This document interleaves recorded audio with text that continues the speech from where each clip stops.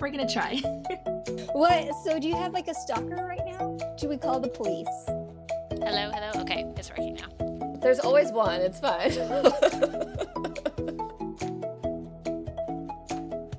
Welcome back, friends. We're so happy to have you here. We're the Reading Queens, and we're here to blab about our favorite books, why we love them, and the book boyfriends we wish were real. And we're so happy you're here with us for another episode. I'm Valia, and today I am joined by three of our awesome queens. Ladies, say hello. I'm Joanna. I'm Kristin. I'm Stacey. That's right. We have two new ladies here, and today we get to learn all about them. So let's get into it. So how is everyone doing today? Are you guys excited to be here? Yes. Super excited. It's a good time. That's true. Yeah, I'm really excited to like bring more of the queens here. So, Kristin, let's start off with you. Tell us about yourself, because we're just gonna dive right in. Oh, I love it. Let's get to it. So I am a epic fantasy writer, and I just finished a trilogy. And right now I am focused on a new project, and I'm doing it a really different way. I don't know that it's recommended, but essentially I'm asking my readers what they want, and I give them options and they can choose between A and B. And that's how I'm building the world that we're doing. And it's really interesting because I didn't know if I would get like two responses, and one would be my mom, which is fine. My mom has a really good taste, but I have actually gotten a lot of just really wonderful feedback and comments already. So I think it'll be a fun little thing to do. And we'll see what the end product looks like. But I'm a little nervous because it takes me about a year to write a book. So committing a year to writing a story that is basically fan casted or fan chosen is right. A little bit stressful, but I trust my fans. And so far they've come back with some really, really good feedback. So are you doing that with everything? Like characters, plot, or just a couple Not things? completely. Like right now, that's a good question. Right now I have two story ideas and I'm developing them both. And normally I would only develop one, and then I'm presenting them with both story ideas, and then they can pick the story. And then depending on how that goes, which I gave them a log line for each story, and I got a lot of really great feedback. And I wasn't even asking for feedback at that point, but I got a lot of emails and thoughts. And I thought, wow, this is really cool. So we'll see what they say or how much feedback I get when I put up the two chapters and the synopsis. And then I think I will actually ask my readers, I think I'll keep them involved the whole way and say, what do you think about like things that I actually struggle with? Like I struggle with coming up with names. I hate coming up with names. I usually come up with them at the very, very end, and I get really obsessive about it. And I do all this research and all this stuff. And I think what I'll do is I'll just ask my fans, like, what do you think? Here's the character. I mean, I can't give away spoilers about the character because usually my characters have arcs and surprises and interesting things, but I can give them basics, and then they can help me. I've done that actually, where the name thing, have them vote or like just send me names. How did it go? I did that for my Fae book. Well, I had them pick out. The only issue that I had is they picked Revelyn for my Fae series, and the only issue I had was that I had another character named Raven, and they were kind of close, but I kept it anyway. So. I mean, that's kind of fun. That's cool. Kristin, are you doing it as a series or just a standalone book with all of the fan? So, okay. I think what it will be is, unless it's a complete disaster, I shouldn't say that, unless I feel like the story is better as a standalone. I think at this point, which is really early days, I think I'll have it be a duology, but okay. I really want to write a lighter, whimsical book, and I'm not very good at writing light, whimsical books. And so if it turns into a book that I usually write, which is like epic and like broken families and like deep social issues, like then maybe it'll be longer. But it might actually be. It could be a standalone. They could be a standalone. We'll see how the story works out. It's so hard to break from what you usually do. Know. Yeah. Mine. Yeah. Yes. Yeah. Yes. Yes. We are like, we agree. It's Yes. like working against your nature. Mhm. And you end up reverting Basically. back But every you time. just, yeah, you just finished a Mhm. Yes. trilogy though, right? That's can you tell us about that book Yes. a little So bit? it's the Unchosen trilogy, and the first book in the series is the Lilac Plague. And I actually originally wanted it to have a more whimsical, magical system with kind of like Once Upon a Time or Harry Potter, where it's like magical Okay. amulets and things like that. But then my true nature came through, and it is a very structured, limited magic system. So this time I'm going to do more whimsical. I don't know really. We're going to try. So It's fantastic, that though. one it ended up being a really cool magic system. And my writing partner, one of my writing partners, Paul, really pushed that magic system into what it became. And I just side note, writing partners are so awesome. Just bringing in some of their, when they bring their best skills to the table and infuse that into your story, that always makes it better. Mm-hmm.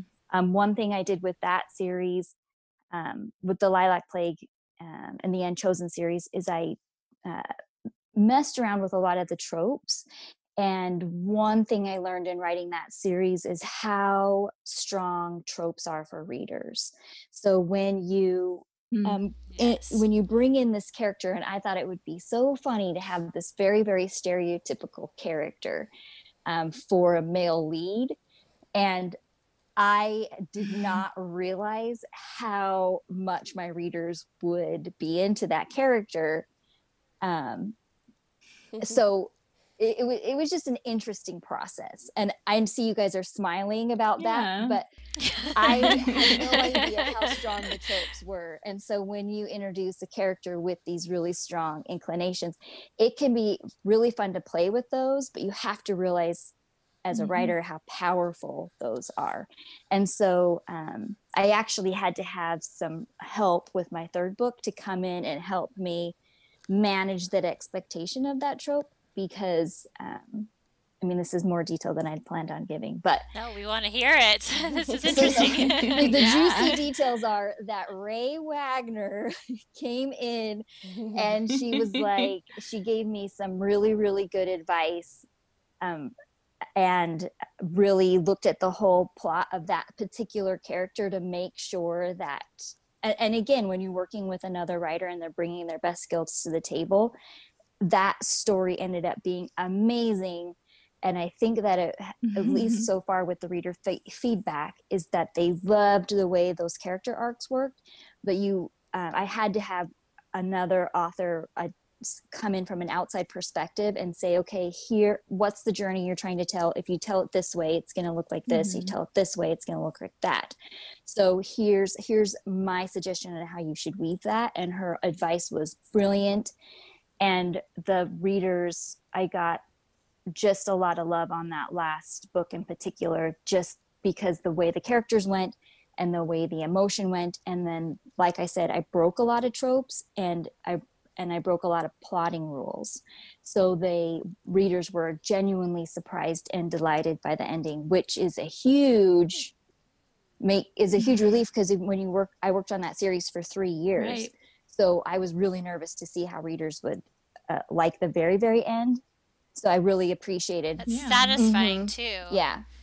Really rewarding. Yeah. So thank you, Paul, and thank you, Ray, and thank you, everyone. Because, I don't know if you guys write as an island, but I very much listen to my other writer friends and get their input, and I really appreciate that. I'm the same. Yeah. I think part of our group too, the Queens, I mean, we do a lot of that too. I mean, maybe not as intensely as with some other people, but I feel like we always have just an outside opinion about something, even if it's just a blurb. Like, it's something that it all goes into a book, and having those people that know what they're doing and kind of have like the guidance from them, it's just you can't do it by yourself, no matter what they say. Nope. And this is a reader podcast, but if you want to write, it's good to have people around you to write and help you in your writing. For sure. Yeah, and we are always around too to answer any questions if you guys have about writing, because I know a lot of readers are fascinated about how books are made. So if you guys have any questions, don't hesitate to ask. I mean, on our Instagram or reach out. So many writers want to write. It's amazing to me when I get, like, I Mm-hmm. want to write a book. And so, yeah. It's a little daunting if you don't know how to start. Yes, for sure. I mean, it's still daunting. Right. It is. But having helps obviously. And yeah, it's fun. It's the best having writer friends. So Yeah, I would say find your group, find your people, and grow with them. Mm-hmm, for sure. But yeah, thanks for going into all of that, Kristin. I'm like excited. I loved your trilogy, so I'm excited to see what you do with your reader I know, feedback it'll books. be interesting. Me too. Me That's too. gonna be so interesting. You'll have to keep I us will, updated. I will. Definitely. True. So Stacey, let's talk about you. Can you tell us about yourself and what you're writing and your series and such? Sure. Okay. Hey guys, I'm Stacey, and I never know what to say about myself. I've been married for 12 years. I got married when I was 20. I have a 5-year-old son. My husband and I both work at a casino, and I write books. The end.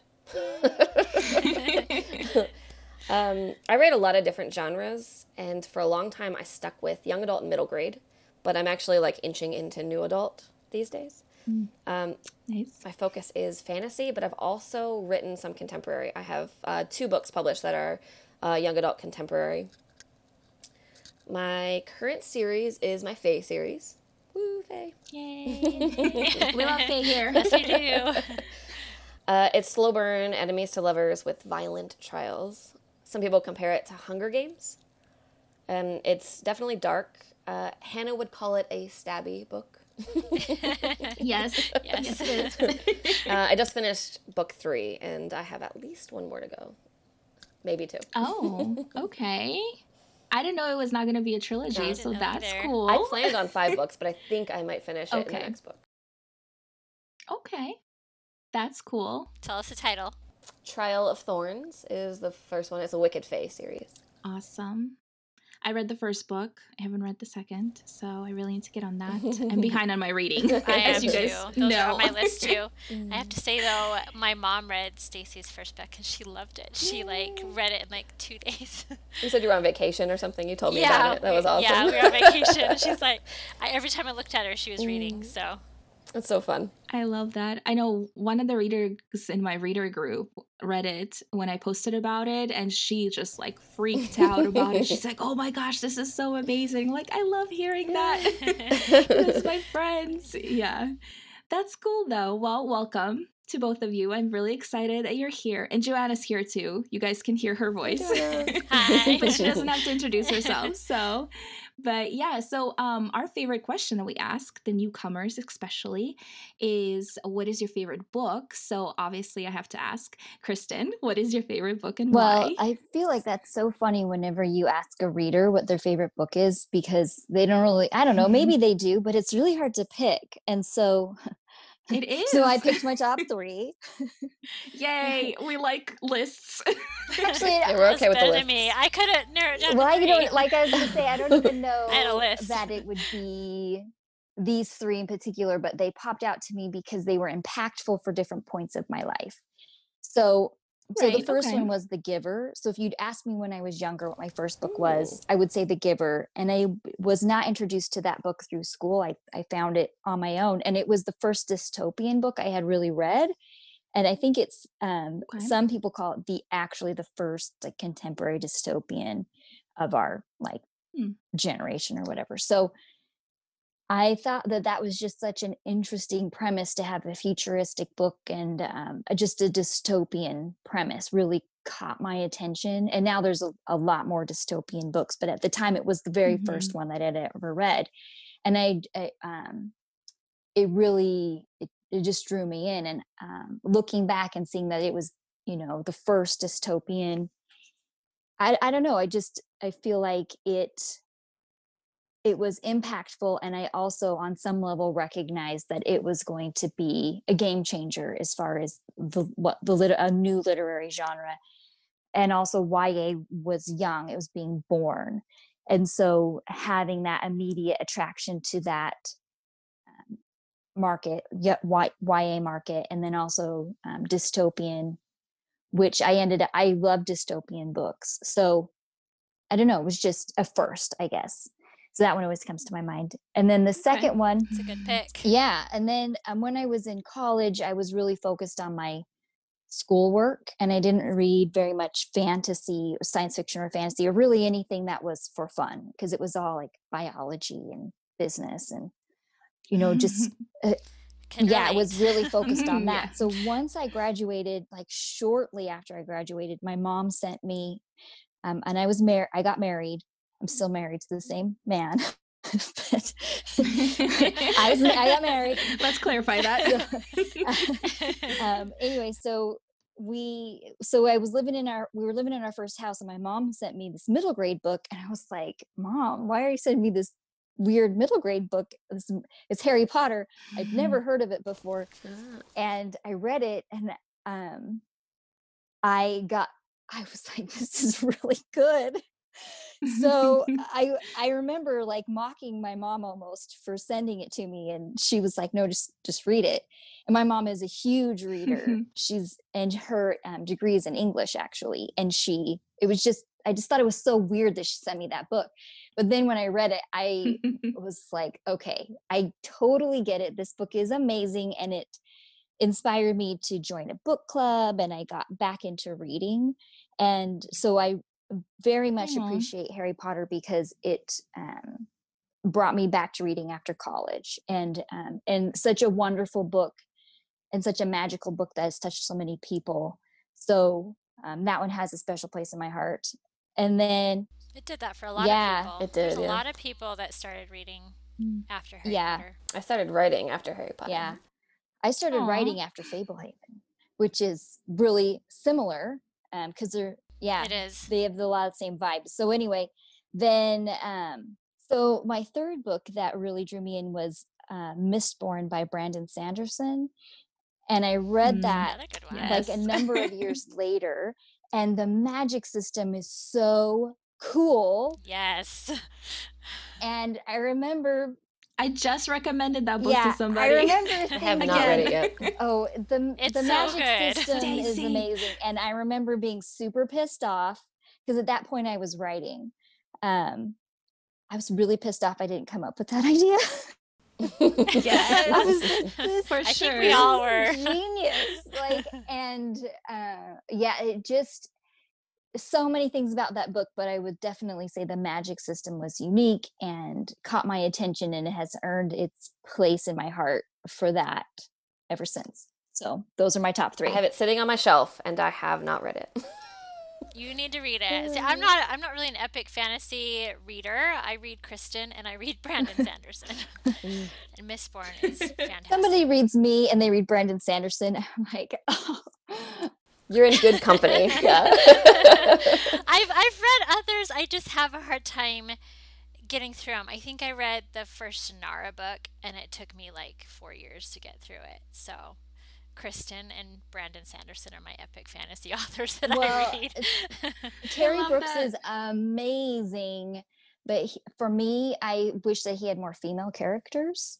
So that was, I don't know, maybe that didn't bother you, but I was like, where's all the ladies?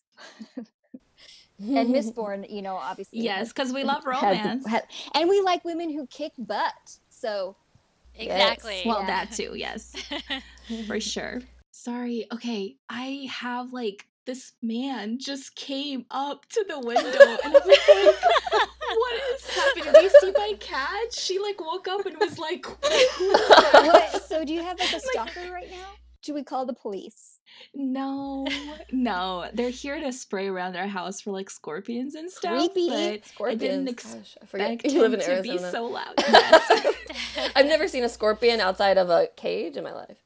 Okay, well, you should not hang out with me because my parents used to call me the Scorpion Queen because I was the only one who would they would go up the stairs to go upstairs, right? When I was a kid, and nothing's there. And I'm right behind them, not even 30 seconds. There's a scorpion sitting right there. I'm like, seriously, I don't want to see you. I feel like that could be a book. Can you write a book called The Scorpions Queen? That's what I was thinking.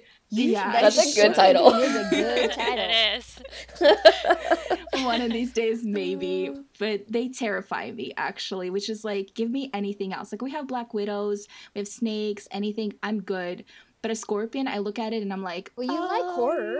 You could totally rock that. Yeah. That's true. I do love horror. We talk about this all the time on Yes, here. we do. Yeah, we do. It's part of my aesthetic, okay? I've Which is so embraced funny it. because you don't write horror, because I don't like horror and I love your No. stuff. Doesn't have horror That's elements true. to it, or else I just can't even. Yeah, I was talking to somebody the other day and I'm like, maybe I should just start writing horror. I'm in a place in my life that I just need to get it out of my system. And then every time I sit down to do it, I'm like, no, I'm Would you good. write it under I a need my pen name? fluffy. That's so funny. Maybe. I don't know. You need to, so it's like a warning for Kristin, don't read this. It's too scary for you. Don't read this stuff. No, I think I'm too much of a romantic to write something that is just full on horror. But I think if you could balance it, it would be really good. If you could do horror and romance, I would be into it. I think I might read that because I don't like I would be horror super either. into it. But I might Okay. read that. You guys need to stop talking me into writing different stuff. Molly, Okay? I think you should write a cozy mystery. Stop it. You guys, no, don't encourage this, okay? I need to sleep sometimes. Yeah, All right, well, now let's talk about Stacey. Can you share what your favorite book is? Okay, I also have a list because I cannot pick one, Hey, and I we're good. refuse. Yes. But I actually picked 5. I have 3 kind of classics. One is Jane Eyre, Peter Pan, and Tom Sawyer. Those are my favorite classics. That Jane Eyre I read in high school, and it was one of the only books I actually read in school that I was supposed to read. I was a rebel. And I loved it. I don't know. I remember sitting in my closet and reading, because I had a walk-in closet and I shared a room with my sister. And I sat in the closet with the light on so I could read it until 3 a.m. Awesome. And I had to go to school the next morning. We've all been there. Yep. Yes.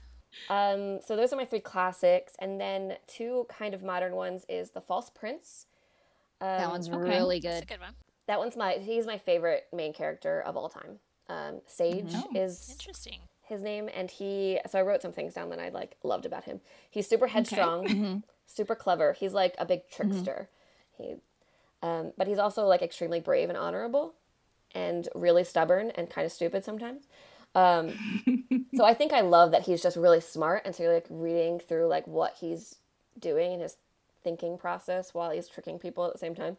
And you have to stay ahead of him at all times too, because he tricks you too. So I love him. He's my favorite main character. That would be a good question of the day. Ask everyone who their all-time favorite main characters are. Yeah, Oh, I don't know if I can pick. it's hard. That would be hard for me. I've never actually heard somebody say that they have an all-time have one. favorite character. Do you really? Yeah, Rose Hathaway from the Vampire Academy. Oh, I love her. I can see that. Okay, fine. Quick intermission. Do you have Oh, one? we're doing that now. On the spot. Let's go. Well, she's not the main character. I'm gonna pick, it's just because she's been on my mind, Anchorette from The Queen's Poisoner. She is, I think she's freaking amazing, and she is in one of Jeff Wheeler's books, and Jeff Wheeler and I are friends, and he probably regrets ever giving me his phone number because his books got purchased and they're going into production next year. And Anchorette is one of the characters, so she's going to be cast. And so, of course, I have very strong opinions on who she should be, and I text him often about my thoughts on that. So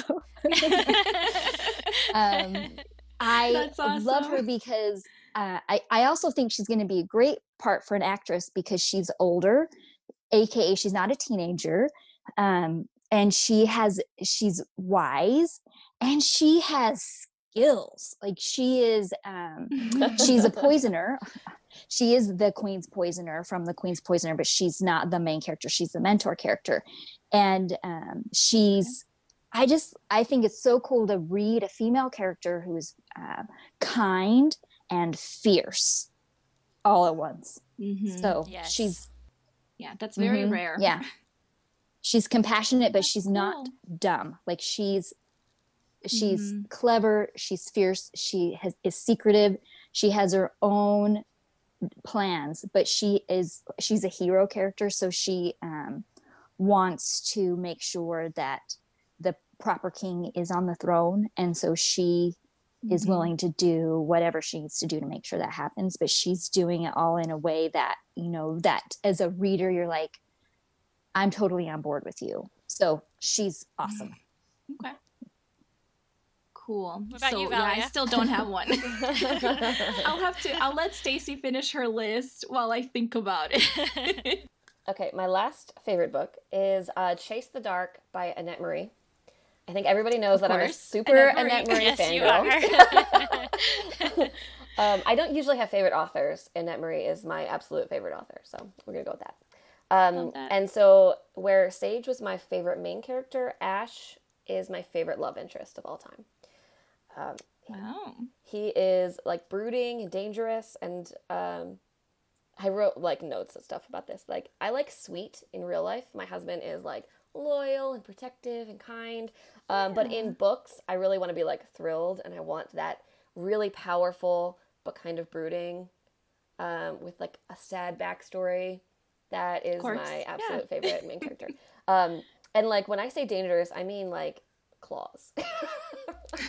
I have like a thing for guys with horns and wings and claws, and I don't know what it is. You could psychoanalyze me. I don't know, but I love them. Have you read Tessa's books?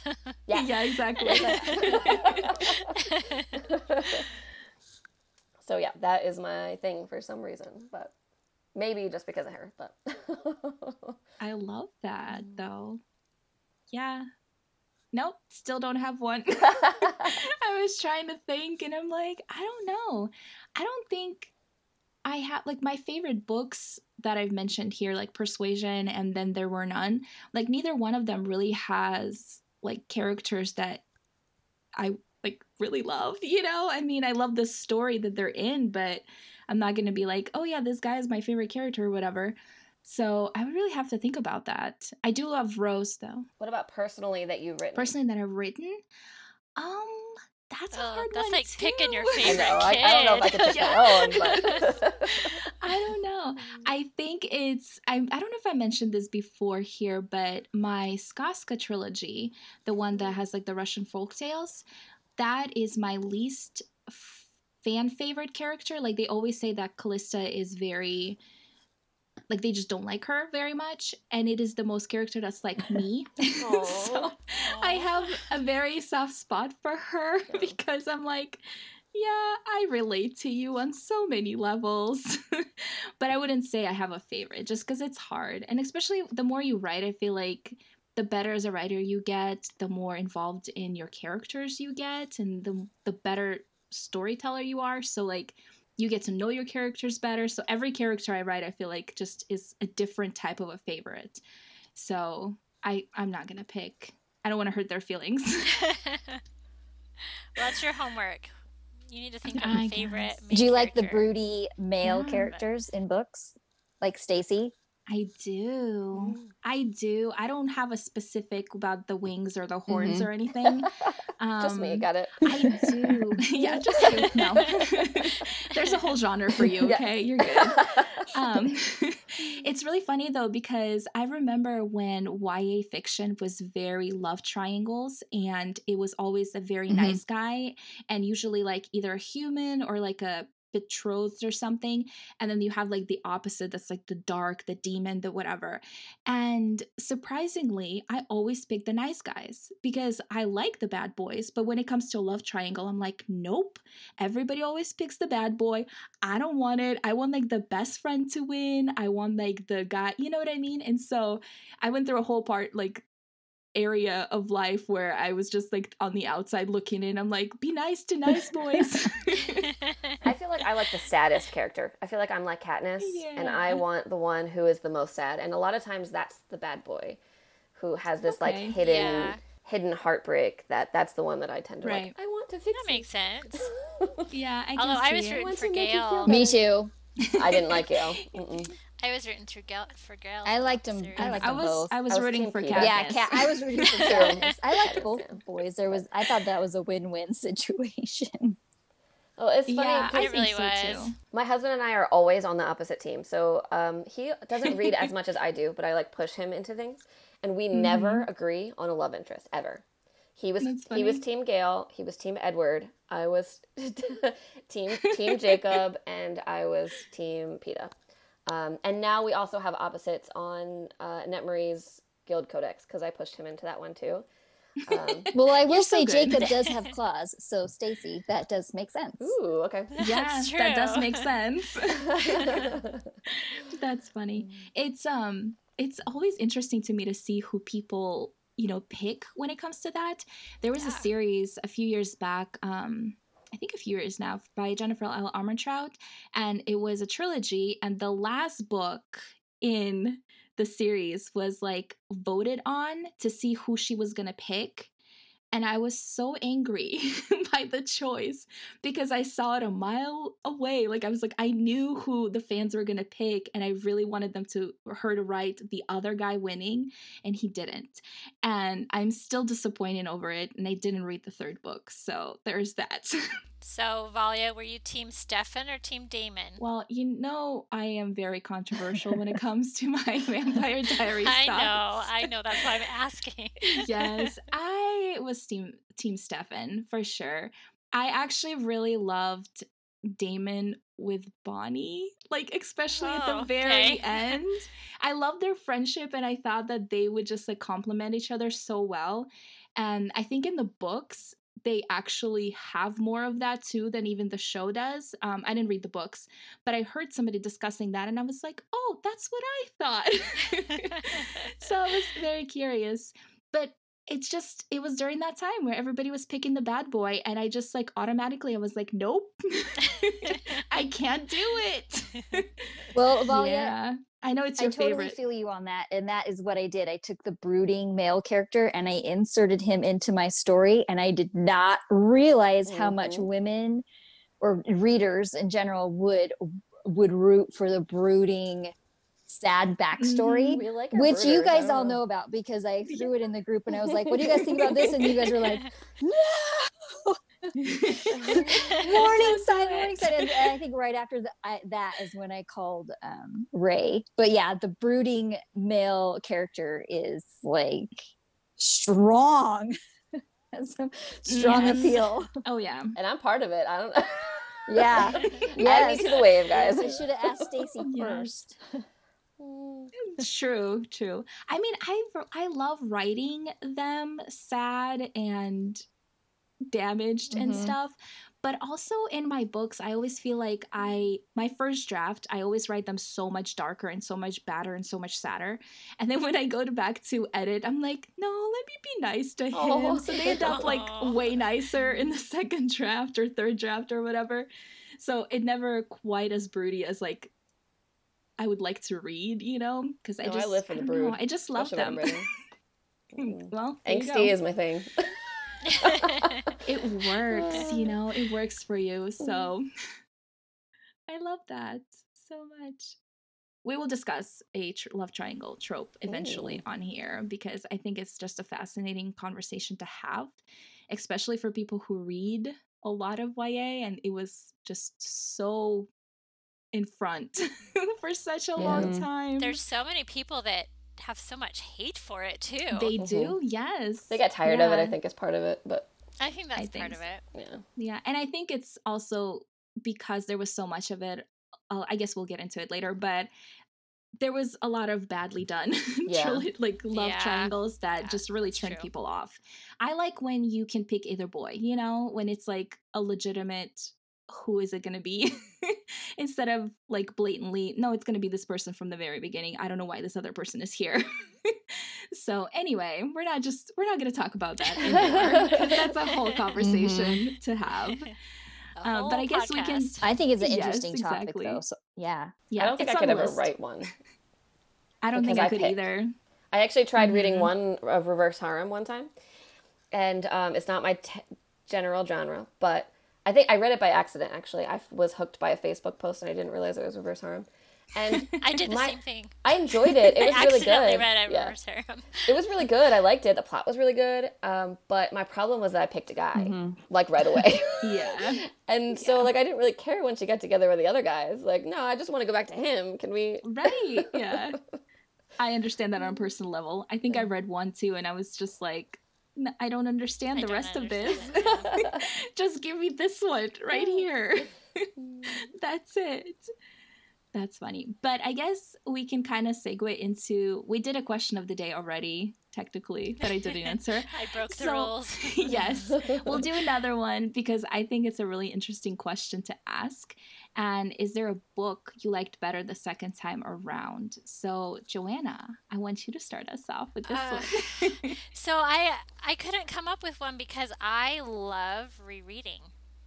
Okay. I reread all the time. I had a conversation with another author friend, it was about a year ago, and she hates rereading because she knows what's going to happen, but I love getting back into the world and back into my with my favorite characters and falling in love all over again. And so I couldn't pick one because I reread, and I love seeing like what the authors do to plant little foreshadowing stuff, especially if you know what's coming. And so that's why I like to reread too, is to kind of watch out for those things, like, oh, now I know what this means. Yeah. So I'm sorry I couldn't pick one.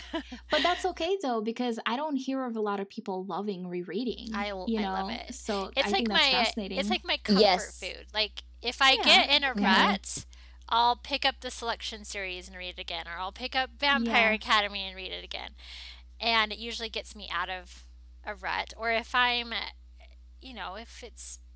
if we're having a rough time or something, if I'm just like depressed about something, then rereading, I know what's going to happen. I know I'm going to like the ending.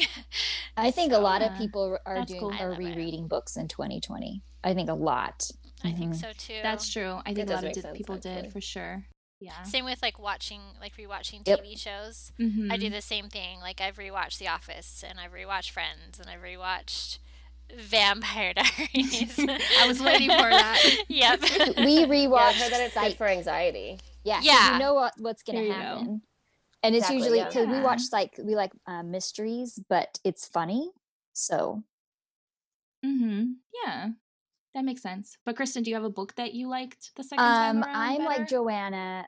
I like to reread, and usually when I'm stressed and I want to go back to a world that I know I like, even though I know the ending, there is when the author is really good, obviously they're going to draw you back into the story again. So, and to reread, I obviously have to have liked the book the first time around. So I would say that the books that I most often reread are Harry Potter. I've reread that one several times. And then Queen's Poisoner. I've reread that one several times. And that's the one with my other character that I like is Anchorette. That story with her. And I do the same thing that Joanna does. So I've actually reread Selection several times and Tethered Mage, several times. Okay. And that is because I want to study how the author did their story, and I like to see how they foreshadowed things or and different stuff like that. So sometimes that's another good reason. So sometimes I'm rereading because I appreciated the author's craft and I wanted to study that. Right. Yeah, that makes sense. I mean, I think we all do that as writers. Yeah. So that's cool. Stacey, what about you? Do you have a specific book that you can think of? I do not, and there's a specific reason why. Because I'm unlike everyone else here. I don't reread, at all. Because I think what drives me in general is the what ifs. Like it's for writing. Honestly, in life, I like adventure. I like change, and it's not as usual. I think as a lot of people like to stay with what's normal. I like adventure. And so like the what ifs are what drive me. And so when you're rereading, I already know what happens. Mm-hmm. So when I reread, I tend to, I'll do like scenes. I'll read a couple scenes that I really like. But I tend to just like start daydreaming in my head about things that I wish happened or what I would have done if I was there or stuff like that. Yeah. The only way that I can reread at all is audiobooks, other than a couple scenes at a time. So I started doing it like with my husband. I was trying to push him into reading Annette. And so we were doing audiobooks on our road trips to Maryland. And so there was a couple that I've listened to now. And I can do that, I think, because like you can't stop. It's a different medium. Yeah, that helps too. But it just keeps going, whether I'm thinking about it or not. It's still there. So, so yeah, I don't reread. That's interesting. I think that's really interesting too because of how you write. You and I are very similar in our writing styles, and I think that like speaks a lot for the rereading because I don't reread very often either. For the same reason, because I like discovering what's going to happen versus already knowing. The only books I really reread are like just like straight up romance, because then I'm coming in for the feeling that it evokes instead of like learning about the world or what's going to happen or mystery or anything like that. And when it's like straight up angsty, fun romance, then I'm like, okay, I know what's going to happen because you know it's the ending. It's going to be a good ending. And then you're here just to feel the emotions that the characters are feeling. So I think that's like the only thing that I do. I like their scenes that I'll reread. And that's it's because I want the feeling. Yeah. Which is interesting. Yeah. But I don't know of like a specific one that I liked better the second. Actually, I think the Immortal Instruments, I think the first book I liked better the second time I read it. It was weird. I read the first book, the second book, and then I read the first book again before I read the third one.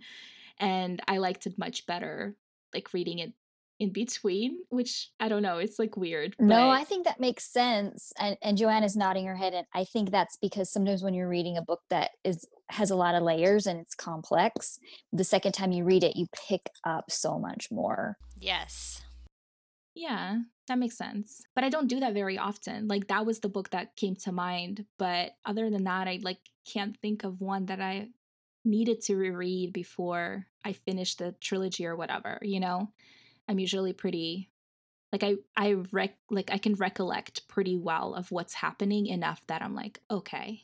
But yeah, that's interesting. I feel like that it happens a lot with complex epic fantasy because there's so much going on that you can still understand the story with one read through, but when you read it a second time, you get the whole second layer. Yeah, for sure. I think high fantasy for me personally is a lot of work to read because I don't read it enough to be like, I'm getting everything. I don't read it very much. Yeah. And so reading it a second time around, I feel like I would just be like, oh my gosh, this is like homework. Yeah. Which is funny because I love the high fantasy I've read. I love like Mistborn. I would love to reread that again. But for me, I'm like, but do I want to like invest so much brain power into this? It's a lot more brain power. It is. So like, I think my cast of characters, I have like over 50 characters.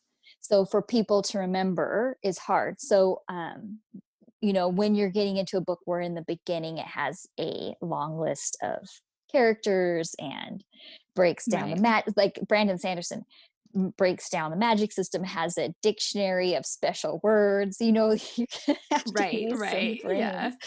So yeah, you have to be in the mood for that 100%. Yeah.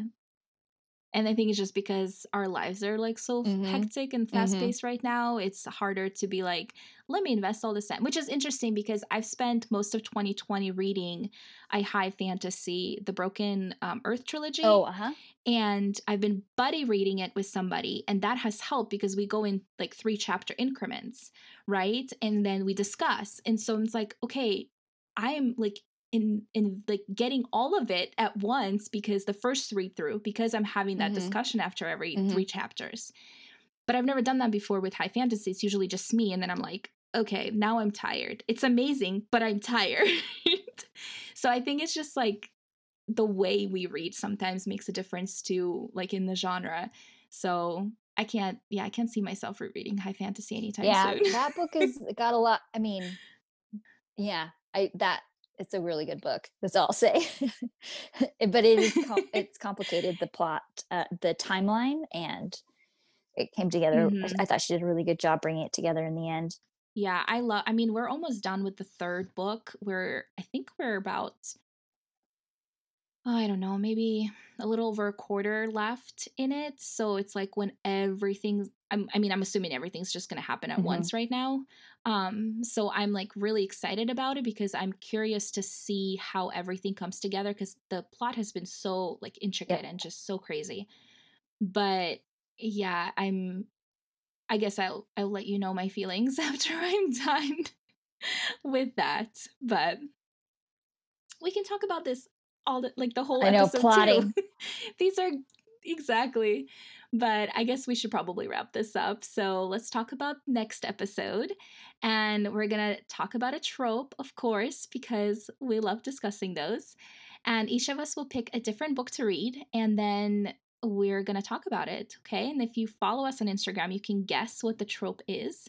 So, Joanna, can you tell us what you're reading next week? Yeah. For next week? Speaking of rereading, I've actually read this series once, so I'm excited to read it again. I will probably only read the first book before we record again, but I'm going to read The Infernal Devices by Cassandra Clare. Yeah, that's my favorite by her that I still haven't finished. I know, as you it's know. so good. I'm excited to reread it. Yeah, I'm like terrified of the third book, so it's been sitting on my shelf since pre-order time. It's fine. All right, Kristin, what are you reading next week? The Diviners by Libba Bray. And I'm Okay. also going to be rereading, like Joanna. This one is, I don't like horror, and I didn't know when I read this that it had horror elements, but it is truly, it's scary. But it's good, and I actually already started reading it last night, and it's very well written. It's historical, so it's 1920s. So it's an awesome book, and I am looking forward to rereading it. And also, I'm also looking forward to breaking down how she writes such a dang scary antagonist. He's so scary. Yeah, we'll talk about it. I'm excited. She's a good writer. Right, Stacey, what are you reading for next week? I'm going to read Legendborn by Tracy Deonn. Okay. I don't even know a whole lot about this book, and so I don't know 100% that it fits this trope, but I think that it does. Okay. Because I've never read that it. Works. We're going to see. I'll talk about it anyway. Yeah, that's fun. Well, I will be reading Rebel Belle by Rachel Hawkins. It's a trilogy, and I'll probably just be reading the first book as well because it's my favorite out of the books.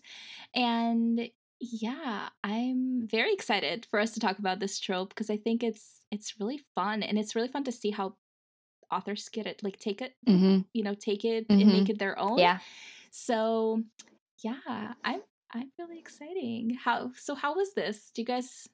How do you feel about being on your first podcast? That's been fun. Yay. I'm glad. I mean, we talk every week Kristen's anyway. Just smiling. Yeah.